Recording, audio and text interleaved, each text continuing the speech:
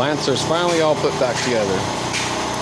Got fluids in it, power steering, engine oil, antifreeze. I'm waiting for the special transmission fluid to show up.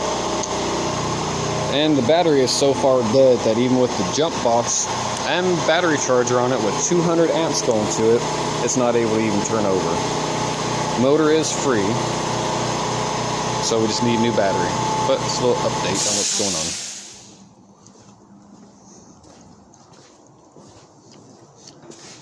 Battery's in the trunk. Just gotta wait for the new battery to show up, transmission fluid, and this thing will be, put a few test drives on it, make sure everything's good, and kick it out the door and it's ready to go.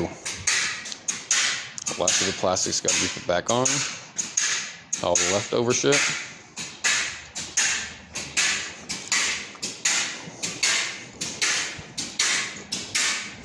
And here's the motor that came out of it.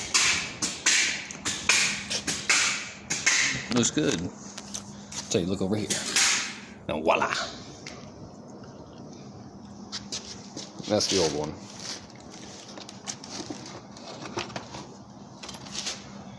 Look how clean that is. 60K. Kick the rod. That's sad. Let's little update what's going on.